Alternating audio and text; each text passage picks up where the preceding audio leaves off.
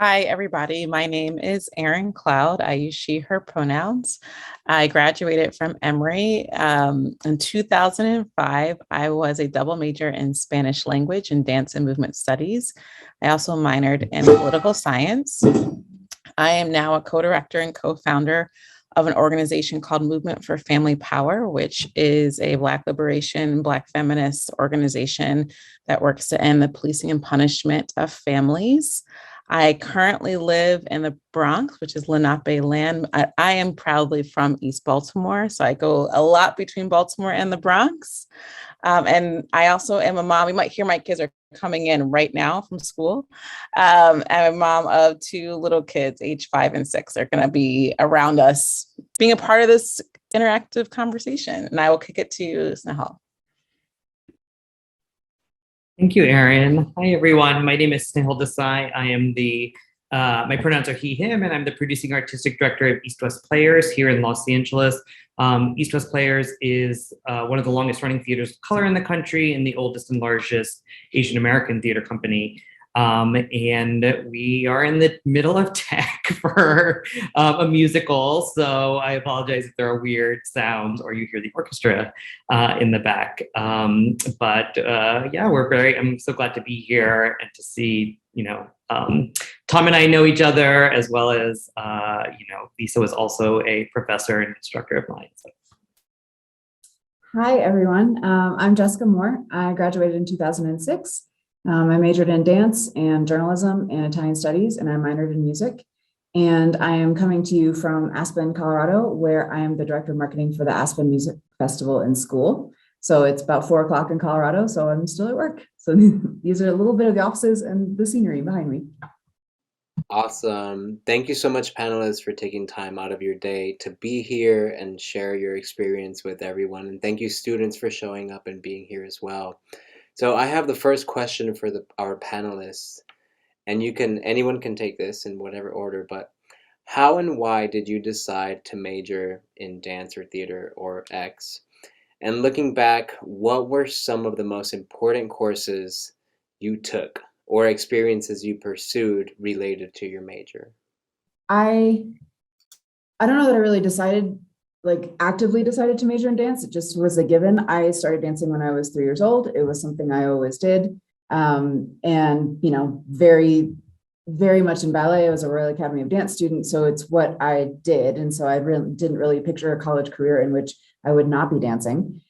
So that was a given. And then, I just made it a priority to always be involved in dance there. I took advantage of summer studies. I went and did a summer study abroad in Italy twice, Pro Danza. I helped with the ACDFA when we hosted it, started making it, it was such an integral part of what I did that it wasn't going to be something that I cut off when I got to college. And I still continue to take classes outside of Emory. I'd go to Atlanta Ballet, I would go to Dance 101. So that it was just, I don't know if it was an active decision as much as a continuation of what I already did. Similarly with the music, I started studying piano when I was 5. So again, that music minor just sort of crept its way in as I, continued to take lessons, really re-engaged with music when I got to Emory, thanks to Deborah Thorson, who was the most fantastic piano teacher. And even though I didn't realize that I was going to end up in music after a stint working with a ballet company, I'm back in classical music. So that all seemed to work out well. So in my particular case, I can't say that it was an active, I'm going to try dance. It was just what I always did. And the ability to continue that and not have to give up anything that I'd already been studying from such a young age and be able to continue that through my, college career and beyond was really wonderful. Chime in. I was a poli-sci / theater major, and when I came in, I had done theater, in high school and middle school and stuff like that, and it was always a passion. But coming into college, I was the first from my family to go to college here in the U.S., things like that, and so there was a lot of pressure to become a doctor, lawyer, engineer, business person. So I was kind of in that pre-law track, and I, took a lot of those courses early on, but I kept feeling myself gravitate towards the arts. Particularly, I did, an ad hoc musical my first year, and then my second year, I they kept talking about all these classes and these instructors. But the thing that really moved me in to become a major was the degree of attention you get, in our theater and dance programs. They're just, versus say our poli-sci or bio programs, they're just smaller programs. And so I was able to just interact and learn from the faculty and to learn how to read and think critically in ways that you don't necessarily get in some of these other departments that are just much larger. And I think the thing that we often don't talk about is when everyone arrives to college, there's this assumption that we're all somehow on the same playing field, but some of us have gone to public schools. Some of us come from households where English is a second language. So there's a learning curve in terms of how to write a paper, how to, doing certain things that others have been doing their whole lives because they've been able to go to private schools or certain prep schools and stuff like that. And I just felt very supported by the faculty in the theater department to learn and to up my game in those skills. And so I think he just went off, but don't tell Michael Eviden, but his history of theater class was, instrumental in terms of learning how to read a play for me and how to analyze a text, as was reading for performance, which was taught by the late Dr. Alice Benston. And the other thing was just both the level of interaction, and then also it's these are artists who are your professors, who are also your colleagues and you have professional relationships. So you call them Michael or Alice, you don't call them professor in the same way. And it's not that there's any less respect, it's just because it's a different type of relationship. And I felt like that was also very empowering for me at that point to think of myself as an artist right away in that way, and the privilege of thinking ourselves as artistic colleagues with the faculty we have, which is so wonderful. So to me, those were the things that were really important and beneficial in terms of becoming a major. And then I just felt like the faculty in these programs are just really amazing mentors, right? And they really go above and beyond the time in the classroom to support us. And that was invaluable for me to continue to move forward with the life in the theater. Yeah.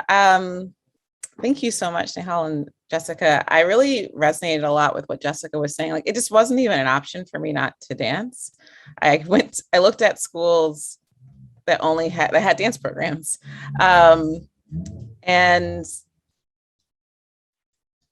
I would say, the artistic journey that I took at Emory was really supported by, being able to have the ability to do a lot of choreography and study choreography and think of choreography has been one of the most influential pieces of my education that has influenced me today.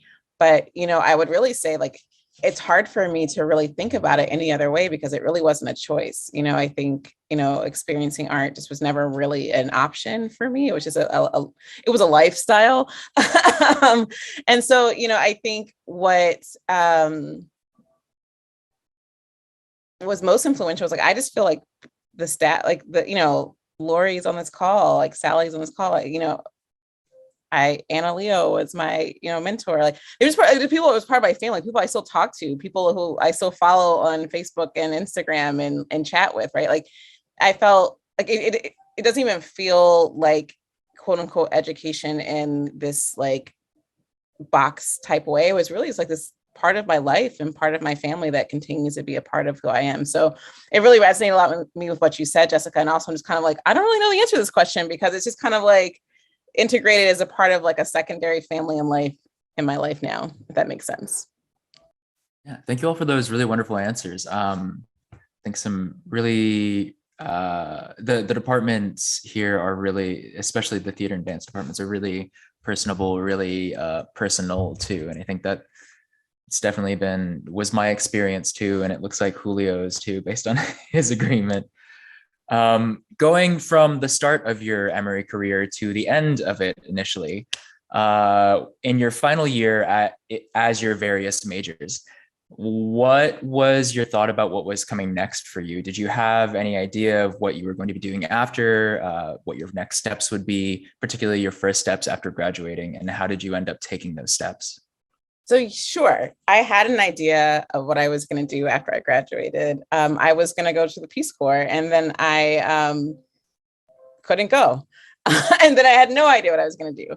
And then I would say what I thought I was going to do after I graduated is nothing like what I do now. So like, yes, is the short answer to your question. I knew what I was going to do after I graduated. I didn't end up doing what I said I was going to do. And nothing that I thought I was going to do after I graduated is what I actually do now. So anyone who's here, I hope you can resonate with some level of that, because I have a huge range of assurance to lack of assurance, and I'm still here surviving and thriving. So I think that works out. But I think, you didn't ask this question, but I will just like plug this in. To me, that's what I love about an arts education, is like, you are really a person who's supposed to sit in the imagination and possibility of what can be. And that's a really scary place when you're like mapping out a career, right? But like, honestly, it's been when I have been sitting in the imagination of what could possibly be that I have done my best work. And that's not just my best work, like artistically is my best work, politically thinking, like radical. And so like, I just encourage, if you're like a little bit unsure, if you don't know what you're doing, if you do know exactly what you're doing, like, you know what, anything is possible, everything is possible, and your next steps will come and they will meet you where you're at. I think, what Erin said is so true. And some of it is, you can set out on a journey and have a plan. And then, there's going to be these detours and things that you didn't know that were going to come up in terms of opportunities, and you kind of just roll with it. For me, I knew I actually all the way through the end thought I was still going to go to law school. I took the LSAT, and the thing for me was I kept feeling this pull about I wanted to make change or impact change, and there are different ways you can impact change in the world. And one is that you could do it through something like policy. And then the other way you can do it is through storytelling, right? And through empowerment, through storytelling, and putting a face and a name to a cause. And more, I started to get that perspective and see where that was. I also really, during my time at Emory and afterwards, was challenged by the lack of representation and visibility. I didn't see myself reflected on the stage. I didn't see myself and my experiences reflected on TV and film. And so that was something that I did want to see changed. And the way to do that is to do it yourself, right? To make that happen. If I wasn't going to, then, who was, right? I shouldn't expect someone else to come up and do that. And then I think the thing that I did really grapple with was towards the end of my academic career, I did go to those career fairs, and no one wanted to talk to a theater studies major, let's be honest, right? I didn't feel like I had marketable skills necessarily because I didn't have econ classes or finance background. But I knew I wanted to do this. And what I did know was if I wanted to make a career in this, I would have to think creatively as to how I was going to support myself in a life in this work. And that is one of the things that folks have to confront. I mean, yes, you will see folks in their careers are able to blossom very quickly, but because again, we don't talk about money, right? And we don't talk about folks who are financially supported so they can go ahead and be an artist for 5 to 7 years out of undergrad and don't have to worry about rent, whereas a lot of folks are going to have to worry about rent and loan payments and stuff like that. So you have to be mindful of how are you going to pay the bills and still create space for you to do the work. And if they can overlap, great, but they may not. You may have to wait tables. I was a tutor. I worked in admissions at Emory for a while. I actually really was glad I stayed in Atlanta because after 4 years, you have established yourself in a city, in a mid-sized city where folks will know you, and you're going to get much better work opportunities than if you move to LA or New York right away. And so I was able to get working experience. I was very grateful for Theater Emory for the support. And then I applied for programs, and you kind of go from there. And you see what it is like, right? I think these programs are very competitive, as Tom will talk about. It is also a different ball game once you get into them or do them. But I also, I went to my MFA at the Yale School of Drama, and while I was there were 3 other Emory alums there, which is pretty astounding for a very small school like that, and for Emory to have such a small school to be such a feeder into some of these really great programs. programs. But I just think you have to sometimes the ground, you just have to think about reality along the way, but you also have to make sure that you continue to do your work and practice your craft, because those are muscles. Dancers definitely know that, but for those folks who, in terms of writing, in terms of directing, in terms of acting, and you have to create the opportunities for yourself. That was the other thing. I was doing a lot of site-specific work in Atlanta for the few years out of school because I couldn't rent a theater or create a set or have costumes. So I was very lucky to find, spaces that we could convert and do the work. I forewarned everybody that my memory is terrible, so I don't remember what I was thinking in my senior year of Emory or what I thought my plans were. One of my majors was journalism, and I think in my head I thought I was going to be a dance critic, which later my graduate thesis was entirely about the death of criticism in dance. So gladly, I didn't go down that road, but somewhere along the line, and honestly, probably Lori remembers more than I do, I got the opportunity to work at the Schwartz Center. So, and this must have come up somewhere in the spring semester of my senior year. I honestly don't remember, but I worked for the Schwartz Center for 4 years as the communications coordinator and also the Koch Artists in Residence coordinator. And it was through my time at the Schwartz Center that I discovered, digging through some files, that arts administration master's programs were even a thing. I had no idea that was something that existed.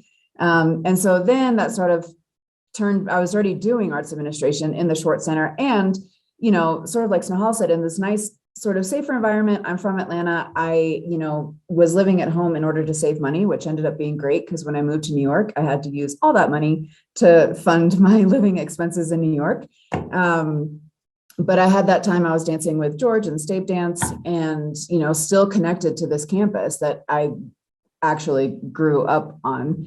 But through the Schwartz Center and having these artists come in and residencies come in and having dance companies come in, and just between the dance companies and the camera artists and, everybody that I interacted with, my artistic world just kept getting larger and larger and larger. And then when I made the move to arts administration and started making connections in New York and working at Lincoln Center and all that, there were a lot of these artists I already knew and had already worked with through Emory, which was really a great distinguishing factor, moving forward as you applied, as, you're showing people your resume and to be able to say like, hey, I know Joshua Bell. I drove him to a school to do a residency and I picked him up from the airport. And guess what? Now I'm at the Aspen Music Festival and he's one of our soloists every year. So those opportunities came along, and now looking back, it all seems to have fallen into place quite nicely, but I cannot say that I actually meant for that to happen. I don't remember this process. But just being open to the opportunities that are there. And, like everyone's been saying, keep working towards what you do. If you're going to work in the arts, this would be my little plug. If you're going to work in the arts, you have to truly love it, right? Like you could get your MBA and go do marketing for Nike and make a lot more money, right? But you're so disconnected from the production of the item, you're just selling something. Whereas here, I was with Aspen Santa Fe Ballet, Jazz Lincoln Center, now music. I mean, I can walk down the hall and there's art happening, which is something that makes it truly worthwhile and what differentiates a career in arts administration from regular administration, right? Or regular marketing or regular business administration. So there are definitely career paths that you pursue, but you have to sort of actively make them happen. And along the way, pick up skills that can travel and traverse across different areas so that you are able to jump into, scenarios as they come up. Speaking of skills, what skills did you pick up from, or did you cultivate through your humanities education? And how did they serve you in your professional journey? I feel like you've sort of touched on this, but maybe if you could provide some examples. I run an organization that is an abolitionist organization. It's Black feminists. It's Black liberation. I have been for the last, if outside of this group of people, I live in New York and I live in the Bronx, and most people identify me as a lawyer. They're like, dance, what? Like that's always a surprise to them, right? Like not people who knew me like pre 30, but like post 30, that surprise, right? But dance is the most critical part of how I do the work that I do, not just on a, like there are very concrete connections to dance that we have, but also for me, when I think about ways to cultivate a world that's more sustainable for Black people of marginalized genders, Black queer people, Black trans people, like it is not possible to do that without radically thinking about how to reorder the way bodies move in space, which is choreography, or some people call policy. Like, I don't think of how to build, like I work in literally movement building, like that's what I do, right? And movement building from a liberation standpoint, but it's connected to movement of people, right? Of change. And so I really take a lot about how do we build something better and more sustainable from the space that I think artists have to see something that's not there yet. Like they know it's there, they feel it in their heart, they feel it in their body, and then they feel it with other people and they build something that you can tangibly touch, feel, see, go, and be a part of. To me, that is world building, right? Like there's nothing more important than building that muscle, that discipline to build world than like being an artist. On a very concrete level, we also have just like really concrete relationships with art. Like it's a part of our value system. We build with artists, we do creative visioning. We do, like we just had a space where we were doing thinking about Lorraine O'Grady's collage work and using that collage work to build demands, political demands of people who have been directly impacted by oppression. All of our strategic planning and visioning is led by this collective called Purpose Production, which are entirely almost all dancers. And dancers from a tradition of Black liberation dance, which I was experienced with Jawole, with urban bushwomen. Most of the, and it's like, it's not that was purposeful, but most of the people who do our actual structural planning and visioning for our organization come from the school of tradition of urban bushwomen, right? Which, if you know urban bushwomen, that makes total sense. They have a complete connected relationship between social justice, but also that's what Black dance has always been, this like deep connection with social justice, right? And so we have these very concrete, from this residency at Emory, where I met Jawole and met Maria, and now from that, I have been in a relationship with dancers who are now in a collective that do our strategic visioning for our organization, to like actually like holding space for creative thinking and policy planning with co-creating with artists, to also just like, at Emory, I wrote my first grant. It was like, I can't remember the name of the class. I don't have the memory for it. I remember the room that I sat in, and one of our exercises that we had to write a grant to actually like practicing the skills. Which one is it? Contemporary Issues in Dance. Yes, that's the name. It's a very vague name, but very, very practical. It is Contemporary Issues, which is getting money, right? Those are these were the actual skills that, very tangible skills that led to the work that I'm doing now. And so I think, when people look at the work that I do, they're not like, oh, she was a dancer, she comes from art background. But if you look at everything I do, just like when Jessica was talking about, like, if it's inside you, it's inside you, right? Like there's no escaping it. It has to connect. Yeah. Oh yeah, go for it, Snehal. There's also a direct question for you, Snehal, in the chat, but please feel free to answer any question. Great. Well, first I want to come work with Erin. Let's do it. Yes. And, I think that there is something, because I work at a culturally specific institution at a theater of color, and there is different models of, I think some of it is you learn that there's different ways of working, and that, the arts models that we know in this country are very colonized models, right? They are very hierarchical. They're very capitalist centered. They are product driven. They are transactional natures with the artist. So those are things that you can and should question and challenge along the way. It doesn't mean, as an artist, I do believe you have to learn the craft, and you have to learn what people have done, and you have to learn, quote unquote, what the classics are before you can tear them apart and build something new or rebel against them or, craft outside the box. And so on this high level, the most powerful skill you're going to have is the skill of crafting narrative and storytelling and framing experience, right? This world building idea. That's why fell in love with directing. I had done acting and writing, but this idea and the thought that I could build a world that reflects my experiences or that I want to see or we want to see for each other is what I love about being able to be an artist and to do that, as well as to be this cipher that goes into these different worlds for the time of a production, 6 weeks, 8 weeks, 10 weeks, and then go explore a different world. I think the interesting thing about who's on this call is also that we all learned leadership skills, right? Admin skills, and those have been important in our careers as artists and how we've navigated, and also the positions that we've ended up in, as well as communication skills. And I think you're gonna rub up against things and you're gonna find what you love and then find out what you don't love. And it's important to listen to both of those and to figure out what is your path forward from there, right? So for me, the academic experience at Emory was as important as the working experience, but after I left, I thought, oh, wow, I spent a lot of time on the white Western canon, right? I've learned my Shevson, Chekhov, and Ibsen, and Brecht, and Beckett, and Shakespeare, but these are a lot of white men that I've learned, and it's great. I learned how to look, at structure and text and stuff, but then when I went to grad school, I didn't want to revisit that.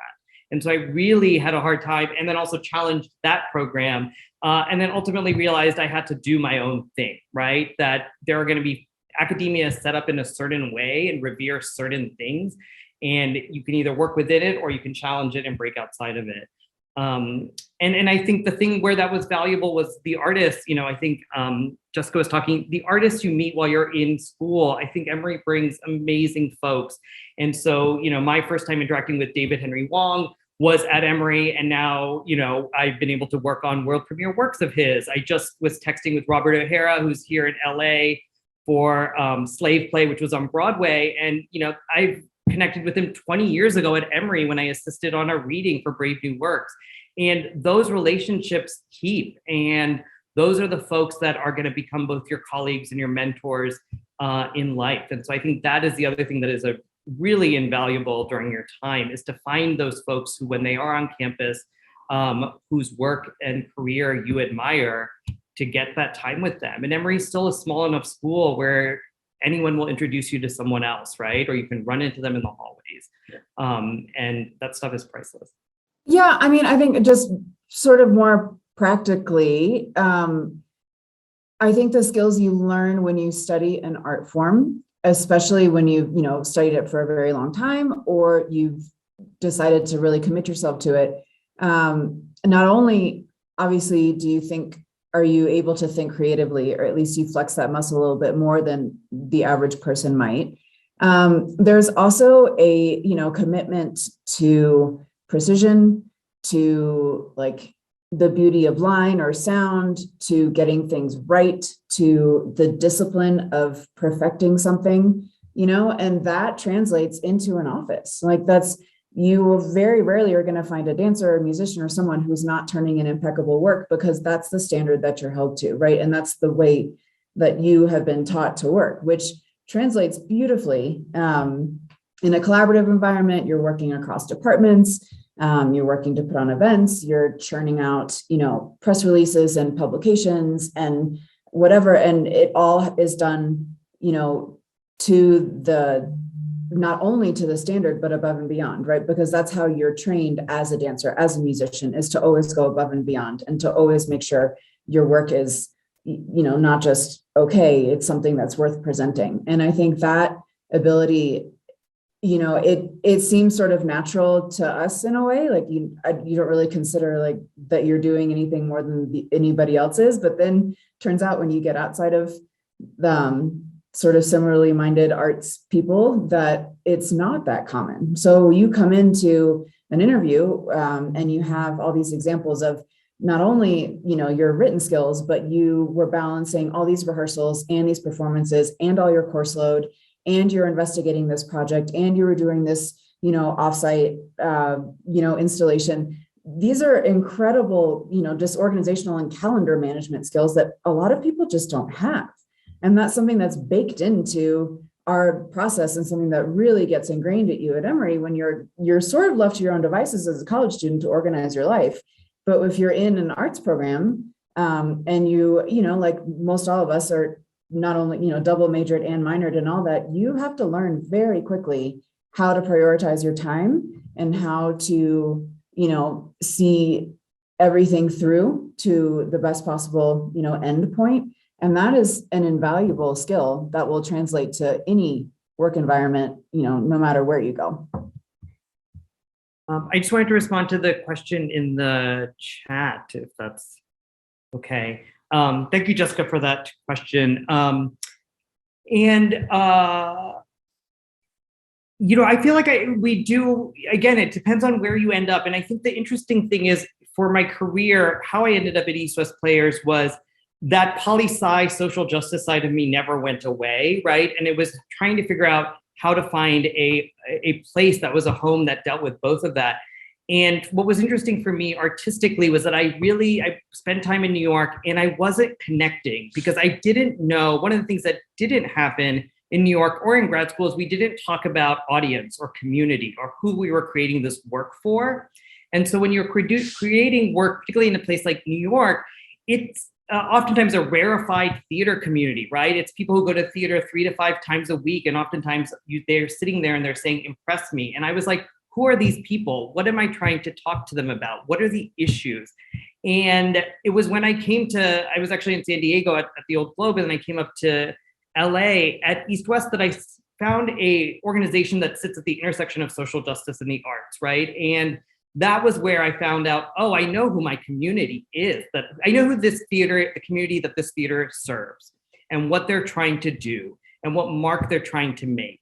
And to me, there has always been this thing of also great work and great artistic work and creating work that creates social change and social justice work are not mutually exclusive, though oftentimes they are looked down upon, right? So the mainstream critical community, the field, will look down upon culturally specific institutions or social justice organizations and their work as lesser or didactic because it has something to say, which to me does not offend me. I want to go to work and create work that has something to say. And that can be through laughter, or it can be through tears, or it can be through song. So that is what, it took me a while to realize that there were these two different things that I didn't want to let go, and that there were places that are doing this work, and artists who are interested in that same thing. And it often will take you out of these other, traditional paths with what we were trying to do. And then here at East West, the last 2 years have been profound in that we are, an in-person organization. We've moved virtual, and we've been dealing with all of the anti-Asian violence. And I realized that we are an organization with not only a local and national platform, but an international platform now. As long as you can be on the web, you have international reach with the work that you do. And so for me, it was important that our community, the Asian American community, was not silent in this time, and that we utilized our platform and our reach in whatever ways possible. And so I'm going to just drop a link to our YouTube page where we did a whole series about what it means to be an ally to the Black community, to talk about racism in communities of color. We talked about mental health in communities of color, which is not talked about. We talked about Asian pride. We started this t-shirt campaign with this quote by Sandra Oh about "It's just an honor to be Asian." And I didn't think that that would become a political act, but it did, because people started wearing it on the red carpet, but it became a point of conversation when people became afraid to wear those shirts in public because they didn't want people to know, because then they felt like a target, right? And so you never know how these things are going to happen, but I think if you have that will, I think right now what we also need is artists to rethink the models of how we do work, right? Because as we found out, our artists are the ones that suffered the most during this pandemic because of the way the institutions are set up and they're not centered. But I also think our models of operation are not sustainable. I think theater is hard, but I really feel for dance companies, because you spend 2 years sometimes creating a piece of work that performs 3 times in a weekend, right? What is that model? How are we supporting careers and investing in artists? We have to think about all of that as we move forward. And I think we have to embrace different mediums, right? And our artists are, right? How do we embrace digital? How does that expand your reach? Does it diversify income? Are all ways that it's all tied together, right? But I think to me, it was, what are the things that you want to talk about? And I'm very big about intersectionality because I feel like none of us are a single issue in our lives or our personas. But oftentimes the art can be reduced to one thing. And I always am about, it's more than just race, right? It's always tied to many other things, as you did. Sorry, I just went on my soapbox for a little bit. No worries. Thank you so much for jumping on it. It was really wonderful answer to a really great question, I think. But actually leads perfectly into another one we had, which is about how your ways of thinking and the tools that you developed in your humanities education and majors impact your lives beyond your career as well. So how it serves you in advancing these split topics of not just the art, but also the other priorities you have, whether it be for social justice or for service to the community, and topics like that. I mean, one, I do work that is like for the survival of myself and for other people. So like, it's a little bit difficult to kind of like separate that out, but I'll talk about times where I was a little bit more in 2 different realms when I was, an active trial attorney, right? And then I would still come home and, and have to tell a story and be in a story. I would come to a community and like go take a dance class, even as like those muscles were not there anymore. They don't do the same things they used to do. I don't have the time to do the things that I used to do when I was younger. But I feel like it's always a place where I can go find myself. It's a place where I can come back to something that is expressive and understanding. I think for me, I realized after having a long period of not being in regular practice of dancing, that this was actually something I had really relied on growing up to express emotions and ideas. And so outside of like, quote, like work as a framework, I had to go back to movement to kind of find like ways to express feelings, right? And I think when it's so integrated in your day-to-day life, when you're in college, you are like going to a class and then like you're dancing out your feelings, or you're writing out your feelings, or you're performing out something that's happened in your life, right?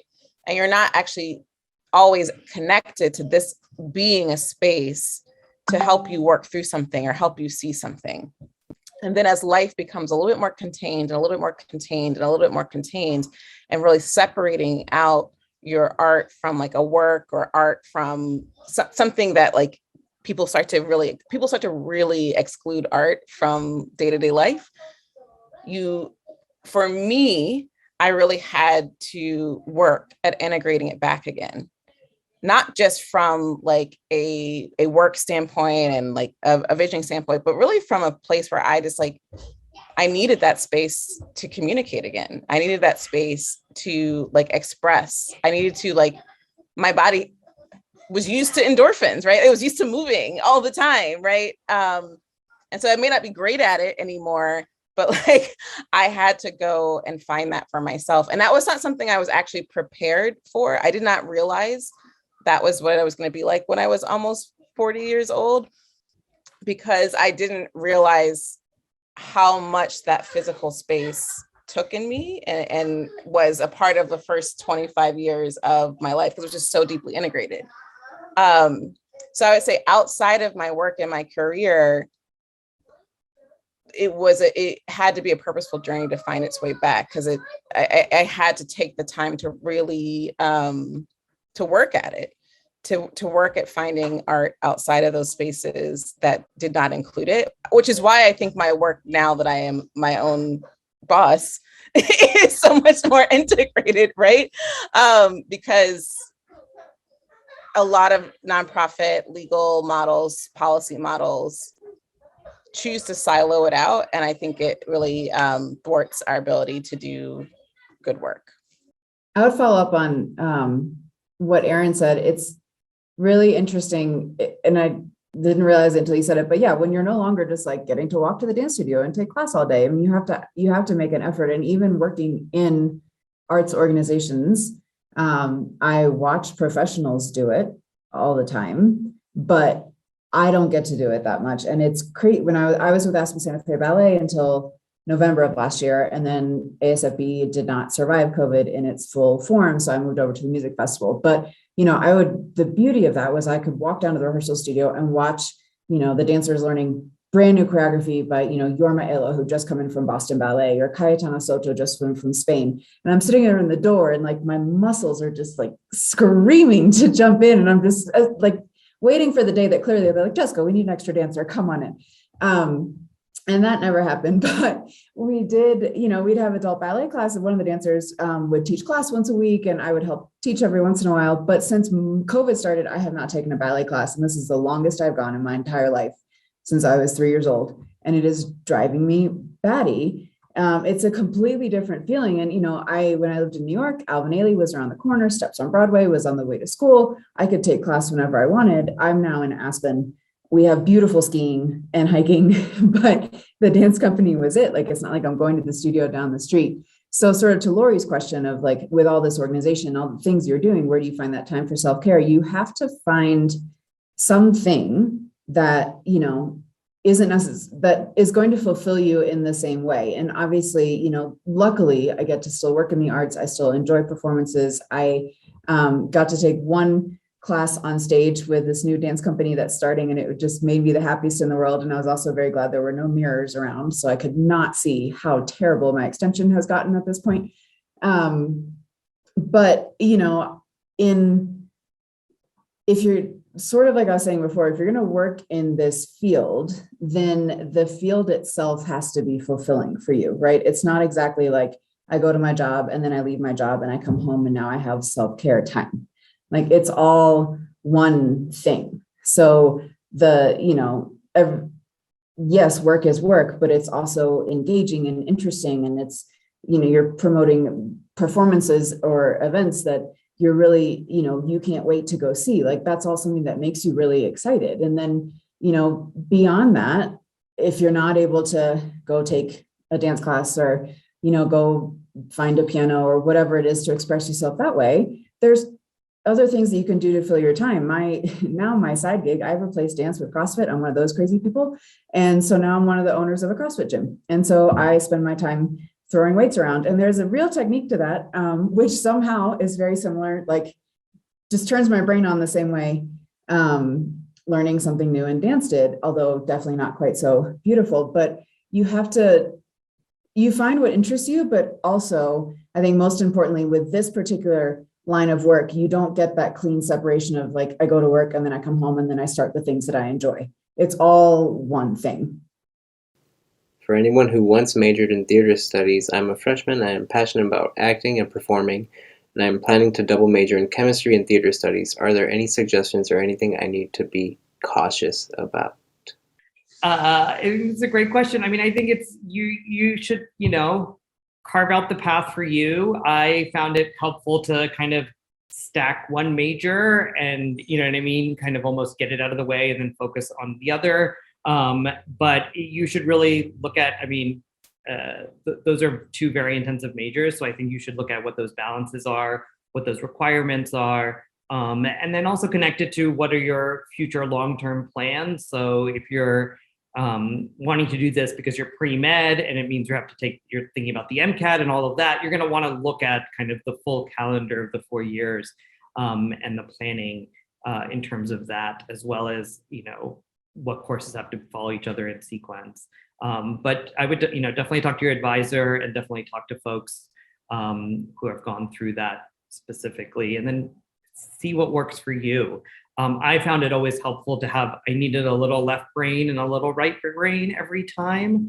And so I liked that balance. But again, it works for very differently for everyone.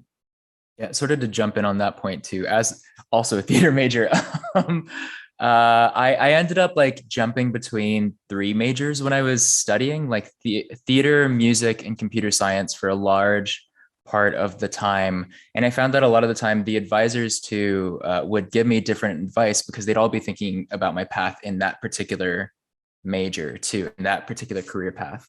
So the great thing is they're all really helpful, and the terrible thing is they're all really helpful. And so it becomes to what Snehal was saying, is there's a bit of, you have to judge for yourself to what balance you want to find within that, and knowing that that may change as you go about through these next, because you're a first year, I believe from the question, that balance for you may change over the next few years too. I came in doing, thinking I would be going into biomedical engineering, and then ending up graduating with a theater and music double performance degree. So knowing that it's okay if it changes, and that everyone does still like, a lot of the advisors will have your best interest at heart, but at the end of the day, you're going to be the one that has to make those decisions of how you actually want to allot the limited amount of time and the limited amount of credit hours you can take per semester if you want to stay healthy and sane is part of it. Another question that was asked earlier by Xavier was a question about how you dealt with the fear and apprehension of figuring out your life after college, sort of to add on to the second question we had originally asked, is what tools you use to deal with that, and what were the biggest aids and what were the biggest challenges?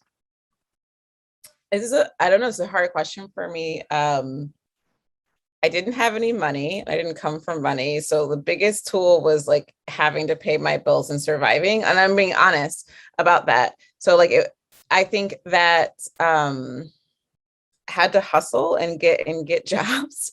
Like I thought I was going to do something after I graduated, and I just like my path really abruptly changed. And so I had to really revamp right away, and just had to get a job and started to think creatively around like, what could I do? What were my skills? And I think I really, really was resonating a lot with what Jessica said around like, especially at a school like Emory, where most people aren't doing like full on performance. Like it's not like a BFA program where people are just like single track performing. You're just really filled with people who are multitasking in arts programs, right? And I think that skill set is really what I leaned back on, is like, okay, like I'm going to figure it out. Like I'm going to multitask. Like I'm used to all these people making things work and doing like 5 or 6 different things. I'm not saying that's always the healthiest balance in your life, but like it was something that I really leaned into and just kind of kept pushing forward in areas of uncertainty. I also think that in areas of uncertainty, like the community you build at Emory, like I have great friends. Like I just really have great friends that are also all really interesting, smart people. And so I would just be honest, like I don't have like a discrete thing that I like relied on, but I just remember like feeling like I could do it because they're doing it too. And feeling like this community of people who were like, just felt really like smart and inspiring and interesting. And I had to like pay a bill, right? Like those are really motivating factors, like having to survive and keep food in front of your table and having a cool community. Put those two together, you'll probably make it to the next step. I really like this question here from you, Chia. I know for certain I want to go into arts. I love writing, acting, directing, and designing, but I know I need to focus on one area. So how do you know which specific role you want to focus on? I'll chime in here because I was kind of similar. You don't need to focus on one area. And I would actually say go the other way, take advantage of a liberal arts education take advantage of this opportunity to explore things that you've never been introduced to. So that actually goes back to Edward's class. I mean, the other thing is, don't limit yourself right away. I'm a chem major and a theater major, and take that social class, take those other, you know what I mean? There's a whole wide world out there, and you're only going to be in college once. And so the other thing is, and you're going to take theater or dance classes or chem classes a lot for the rest of your career. So I would say part of being an artist and learning empathy and growing as a person is exposing yourself to these new things that you haven't been introduced to. And you never know how that will feed your work. So that would be the only other thing, is that we can become a little professional minded early, and you want to make sure you leave some breathing room for exploration and discovery. And then it's the same within departments, is that I did not, most people come in as actors, and I did not love that. And then I tried stage management, and I tried design, and then I tried directing. You know what I mean? Find your way, and you don't have to stick at any one discipline at any point. Or make that decision now, because even career-wise, that will change, as you build a body of work and where you are in your life, and how you want to tell stories or impact change. So I think the other thing is that it's really hard, I know, but ride with it, you know what I mean? And really take advantage of exploring these other things, because once you get on the real world, it's really hard then to be like, well, maybe I'll dabble in design all of a sudden, right? But in college, you can do that, and you can do that both academically and through extracurriculars. So take advantage of doing that. Just to add to what Snehal's saying, I don't think that most people hiring out of college expect you to have a singular focus. They know you are young and that you're coming out of college. And I know from the perspective of being in college, it's like, well, I'm leaving college and entering the real world. From this perspective of someone who's now 2 decades out of college, that's not what employers are looking at. And so I really would say take advantage, exactly what Snehal said, of your full opportunity in liberal arts. I remember, reason why I have 2 majors and a minor is because Emory was going to make me pay extra money to have 3 majors. And I was like, oh, I'm not doing that. But the way I approached college was how can I maximize this exorbitant tuition and to take all the things that I'm interested in? Now that's going to stress you out. Don't do it. But for me, I really approached liberal arts education that way. And I will be honest, my father is a performer. He's a musician. He's a performer. He's known since he was 10 years old exactly what he's wanted to do, and singular focus, has been doing that for his entire life. And I do think that there are performers out there, you'll hear some performers will have very different answers to this question. They'll be like, I knew from day one. And you get up every morning, and my dad's a trumpet player. You play your trumpet, and then you take your trumpet with you, and there's never a place you go without your trumpet. You're with your trumpet every day, right? And I'm not here to say that's not an answer you will hear from some artists, but if that's not in you, that's not the artist who you are, right? And so if you're hearing yourself explore different things right now, that's the artist inside you saying, explore those things, right? And they will become gifts that will feed you later on in life. Thank you. I think there's another question that Jessica had asked about, and to modify it slightly, the question was about how to find recreational dance classes after graduation, but I think also to expand it, what are some suggestions you might have for people who are graduating soon on ways to find not just ways of recreation, but also ways of creating their own opportunities as well, whether it be professionally or for recreation in their respective theater and dance fields? It all depends sort of on where you end up, but the fundamental answer is the same. You just have to go start researching and start finding, right? If it's not, New York, where you can fall into a dance studio, there are other places you can go. You just have to look maybe a little bit harder. And it doesn't have to be, I stayed in Atlanta after I graduated. I went to Dance 101 religiously. That's where I met my friends, who I'm still friends with to this day. And, they'd have a studio performance once every 6 months. And it was ridiculous for most of it, but it was fun, right? They just gave us a chance to get out there and move. And I saw that similarly in New York, which was sort of another level, but there would be postings for, performances and sort of things like that. In grad school, I kept up piano lessons and gave a little informal recital at the end.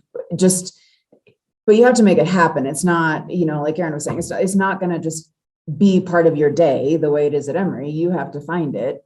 And here in very limited capacities here in Aspen, last week I went to a bachata class, which just appeared out of nowhere. So, is it the same as like taking that awesome contemporary class that I used to take religiously Sunday mornings at Dance 101? No, it's not, but it was fun and I was moving and it sort of activated that part of my brain in a way. But a lot of it is, you have to go out there and find it, right? Like it's not just going to happen to you. You don't get the happy little course booklet with the listing of all the classes you get to take. Or I'm sure that's all digital at this point, whatever. You have to go start researching and finding and doing and find one person, start asking around. Like if you move somewhere new, that's, dance studio is a great place to start chatting with people. Hey, I just moved here. Like, where's good? Or like, CrossFit's awesome in that way because we're all the same. You start to meet people that way and you find other opportunities, but you have to do the legwork. Unfortunately, there's no other way around it. I'll say like with Zoom, it's nice. You can get into a lot more classes that you weren't able to get into before. A lot more artists are giving classes out, which is great. I will just say for me, the biggest barrier, which is money. Classes are really expensive. And like, as they should be, artists deserve to be paid. I just didn't have money like that. So what I would say is like, start hustling anyone that's trying to buy you like graduation gifts or like a birthday gift. Like ask for, like, that was always what I would ask for. Like, can you give me a 10-pack of classes? Can you, like, here's a link to sign up for like this class. Can you give these to me? Because you do, like, use your advanced planning and administrative skills to collect a whole bunch of class cards so that you can keep yourself going. Yes, I second that. There is no universe in which you can pay for the amount of dance that you're used to doing with class cards, which honestly, what propelled me into CrossFit, because somehow that was cheaper than trying to dance as much as I wanted to. So that's a real thing. So I'm gonna hit you with a real question here that I think is important for college students, graduates, honestly for all of us. How do you deal with disappointments or perceived failures? I think it's a really important question to think about in our society that expects perfection. So as artists, what do y'all think? What wisdom can you impart? The truth of the matter is you're going to have to develop a thick skin because rejection and disappointment is it's just part of life in general, but particularly in the arts. There's a question about the advice, and someone once said, I heard this quote of like, take your pain and turn it into purpose. So that is what you're going to have to do over and over again.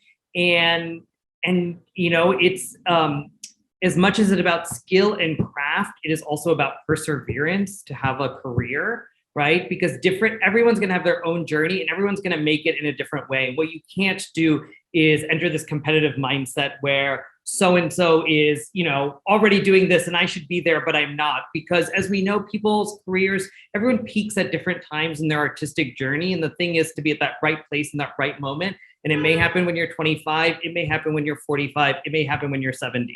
You know what I mean? And you never know. And it's that thing of, if you want it, you're just gonna have to persevere and figure out how to do that. And there was also a question about dreaming and journey, and everyone's journey is going to be different. And what's interesting for me at East West is I do see people who took that route of they became a doctor or a lawyer or whatever, and you may have to do it for reasons of family and because you have to take care of a household or responsibility, or you're caring for your parents. So you may have to do that, and then later on they find their artistic careers. Like you think about someone like Ken Jeong, right? Or there's folks who find it early on, and then later in life, because of what happens, because you have kids, you have responsibilities, you have a house, you may find that you can't do this and support it in the same way. And you may have to find adjacent jobs to the career, or find joy in it in a different way.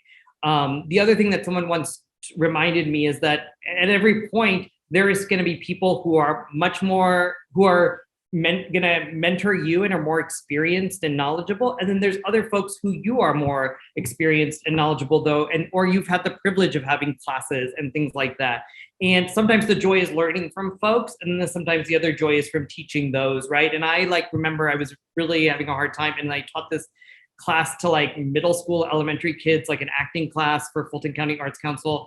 And I really found my joy again in what was happening with the work, right? The discovery and the sense of wonder and the, not feeling boxed by limitation that you can suddenly feel when you're suddenly trying to lead a professional life in the arts, or there's all these other things that are happening. So I think that's the other thing, is that, you may not make a professional living doing it at a certain point, but you can still be connected in other ways. And you're gonna have to do what you need to at any given point in your life to also take care of the responsibilities that you have. But that doesn't mean that you can't return to the work, or you can't do it and then revisit it later. All right. And then one last question to wrap up our discussion is, how much of the knowledge do you think that you apply to your career now is knowledge that you learned outside of school or formal education? Like all of it. I'm gonna be honest with you.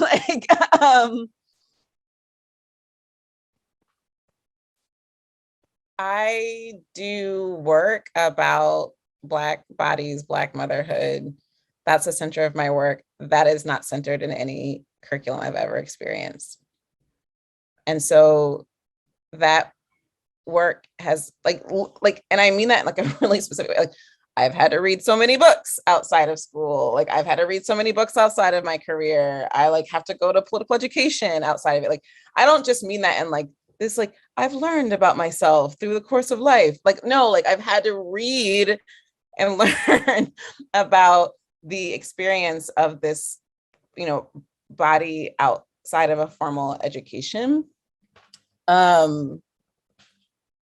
And so I just would encourage people to, if you're just not feeling like it's the right move for you, try not to do it. I say try instead of don't do it, because we all have real life material needs that we need to do and get fed and have homes, but try not to. And if it means that maybe you have to seek some other resources or information to kind of help you understand why you're not feeling like you want to do the thing that you're being asked to do, do it. And I'm sure you're not the only one who feels that way. I would jump in and say, while what you learn I think a liberal arts degree gives you the skill of, tying different ideas and bringing them together, this sort of more critical thinking. This don't want to sound it's a little more in your head. You've got room to sort of think and play and do the skills you actually need to work in an office in your job. You're going to learn in an office in a job. So, there's many internships as you can get. Quite honestly, we're hiring summer interns now. I interviewed, 10 people yesterday. And there were some very lovely, eager, energetic young college students who did not have any practical experience. And I cannot hire that. I need someone who can jump in and, if I say I need a press release in 30 minutes, they can get it to me. And that's something that you're not going to learn until you're in an office. And, that's going to be, every internship I did in graduate school was unpaid. So that was really fun, being an unpaid graduate intern in New York and trying to make it happen. But that's part of the program. And that's how you learn, and that's how you build the resume, and that's how you start to learn even different systems. You become competent in someone's email program or someone's ticketing database, or you learn Tessitura in one place, then you learn Ovation Ticks at another place. All those details and all those actual hard skills that you picked up from working in various organizations, those are the skills that stand out on a resume and tell me I can hire you, because I know that I can put you in to my office and you'll be able to float, and you'll be able to pick up the systems because you have a demonstrated history of being able to actually apply skills. So I think the education we get is amazing and fantastic, and, looks great on a resume and gets you the ability to think, but then you also need to apply that into real practical jobs. And text your friends if you don't know. That's the best part about being at school. If you don't know what that database, I don't know anything that Jessica just said. And I would tell you right now, I would just text Jessica. I don't even know Jessica that well. I would text her, right? And I think that's the biggest thing you can get out of school is a community. I love school. I love all the classes I took. But at the end of the day, school is not the rest of your life.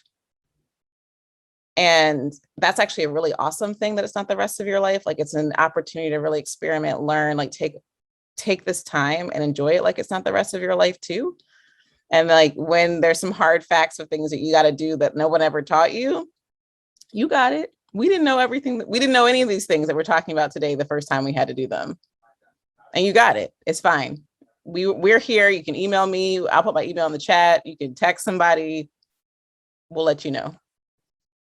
Yeah, I just want to echo that. That's exactly it. I mean, you're all smart, you're resourceful, and you have the network and the connections, right? And you just have to know how to utilize them as needed, right? And to learn on the job as you will, if you will. And the same, I didn't know how to do budgets. I didn't know how to do spreadsheets. I had no idea about the business side of things. And, you know, it was a steep learning curve for 6 months, but you build your community and the folks, and then you learn. I think the big thing is don't be afraid to take risk and to make mistakes and to own up to it and grow, right? I think your biggest artistic achievements and growth moments are going to come from moments of failure, which sucks, right? Because also when you do this work, your failure is public, right? And especially on social media and stuff like that, it is public to a lot of folks, and it sucks and it's hard, and you're going to have to absorb it, and then you're going to have to grow and build off of it. And that's exactly, thank you, Lori, the reflection equals growth moment. And those are the moments that are also going to really test your mettle, and you're going to find out what it is that really drives you inside when that happens. But it's completely hard, but every artist goes through those ups and downs, and you know, you just have to kind of continue to power through. And that is also where your network helps, because they are the ones that are going to help support you through those times and keep you going and lift you up through that. But I think that's the other thing, is that there's the stuff you learn in the books, and then so much of it is just people management. No one can ever teach you how to manage. Like managing people is something that you could only do once you're, you know, in that position and you're doing it on a day-to-day basis, and all of what that entails. You know, there's just no prep for what that actual experience is. The learning never stops, so you might as well enjoy the ride. Well, thank you all so much for being here. Big round of applause to our panelists one more time, the Humanities Pathway Grant. Good night, everybody. Stay safe and take care.